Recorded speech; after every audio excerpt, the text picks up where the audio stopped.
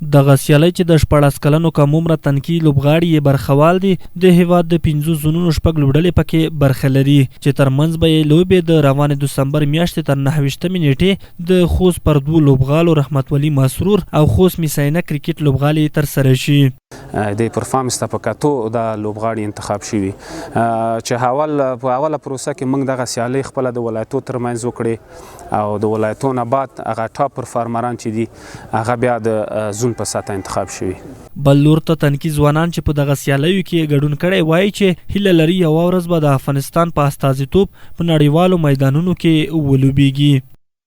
بورډ ډېره ښه پروسه په لاره اچولې ده. نو اول سي موږ د اکیډمیانو له طرف نه ټورنمنټ کې چا پرفارمنس وکړو بیا هغه ولایتي ته راغلل بیا هر زون په خپلو د ولایتونه سي دا یو بل په منځ کې میچونه وکړل بیا دنه د یو زون ټیم جوړ سو. نو اوس موږ له نورو زونونو سره میچونه کوو. یقینا د کې که موږ پرفارمنس وکړو بیا به موږ د آینده د انډر 19 ټیم لپاره د کیمپونو لپاره اخلي.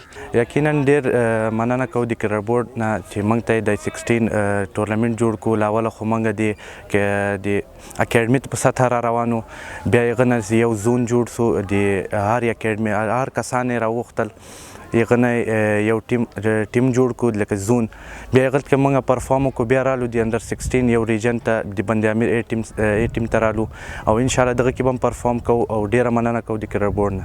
دا لوبې چې دی موږ پر 100% مهمې دي. موږ دغه لوبې پر 100% چمتوالی نیولی دی ځکه چې موږ کړای شو چې دغه ځکه نه مخکې لوړ شو دغه ځکه نه موږ ته انډر 19 روکې موږ مخکې کړای شو چې دغه میچونه لوړ شو. دغه لوبې خو موږ لپاره ډېرې مهمې دي او انشاءالله موږ به پوره چمتووالي سره دغه لوبو ته راغلي یو ترڅو خپل پرفارمنس وکړو او د افغانستان راتلونکی روښانه کړو.